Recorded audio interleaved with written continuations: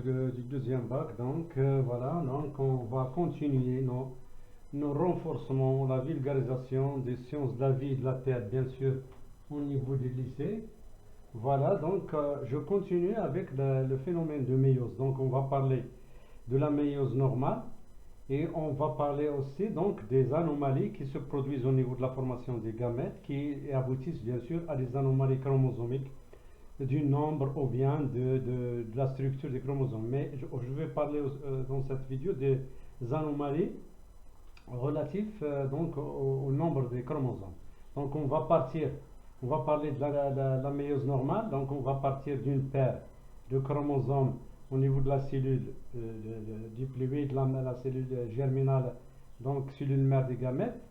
Voilà, donc il y aura ici donc duplication, voilà, avant l'entrée dans la méiose. Voilà, donc voilà. Donc première division méiotique, c'est-à-dire la division réductionnelle. Donc il y a formation de deux cellules haploïdes à N chromosomes au lieu de 2 N ici. D'accord. Donc voilà la méiose normale. Donc la division donc réductionnelle s'est effectuée normalement. Et la seconde division de la méiose, c'est la division équationnelle. Donc voilà, donc on aura, donc, pardon, voilà, voilà, donc normalement on aura comme ça, donc voilà, voilà, donc formation de 4 cellules haploïdes.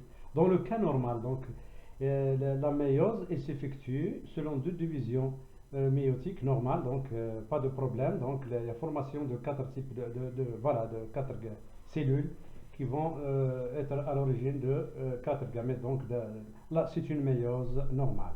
On va voir le cas d'une méiose anormale. Alors, on va compléter ce schéma, mais on va donc supposer qu'il y a une mauvaise ségrégation des chromosomes lors de la division réductionnelle. Donc, qui est la division réductionnelle. Donc, on va partir toujours du même exemple de tout à l'heure. Voilà. Voilà, donc duplication avant la méiose, donc l'interphase, voilà, donc duplication des chromosomes. Voilà. On va supposer donc qu'il y a problème au niveau de la division réductionnelle. Donc il n'y a pas ségrégation donc des chromosomes lors de l'anaphase. Donc voilà. Et donc formation de deux cellules donc dépourvues, donc une cellule dépourvue donc d'une paire de chromosomes. Voilà. Formation ici. D'accord. Alors la seconde division méiotique, c'est-à-dire l'équationnelle, il est normal. Il est normal, donc voilà. Voilà, donc normal. Donc on aura formation de 4 gamètes, 2 anormaux et donc 2 normaux ici. D'accord. Là, ça, c'est le problème, lorsqu'il y a problème au niveau de la division réductionnelle, c'est-à-dire la non-disjonction donc des chromosomes donc en division réductionnelle. Alors le deuxième cas, c'est lorsqu'il y a problème au niveau de la seconde division méiotique. D'accord. On va partir de la même chose ici. Pardon, donc voilà, donc duplication des chromosomes, voilà, voilà.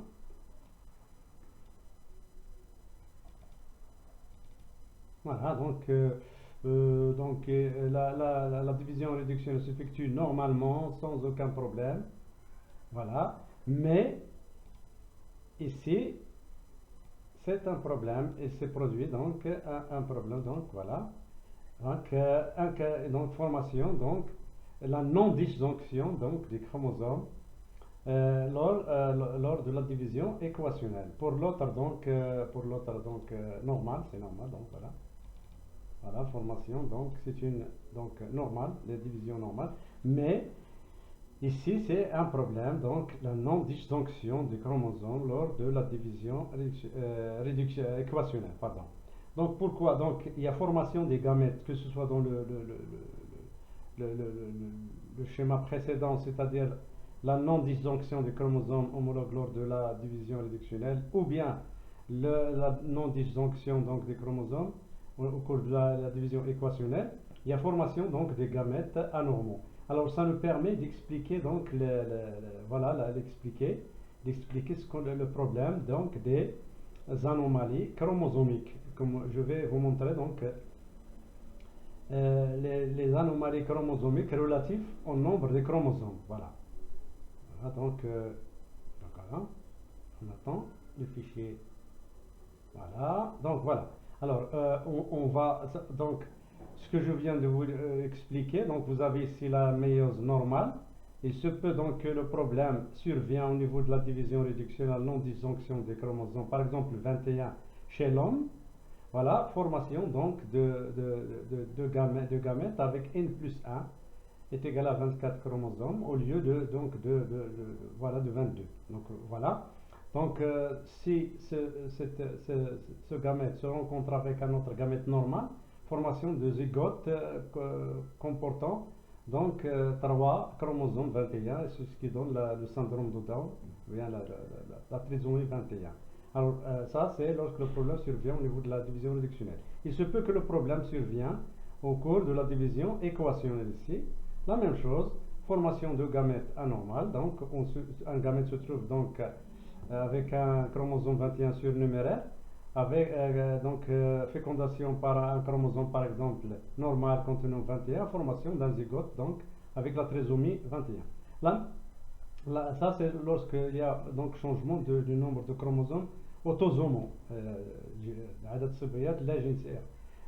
la même chose, le même phénomène ici, la non-disjonction des chromosomes sexuels qui aboutit au syndrome de Turner ou bien Klinefelter. Voilà, le problème ça survient soit au niveau de la division réductionnelle de la méiose ou bien la division équationnelle.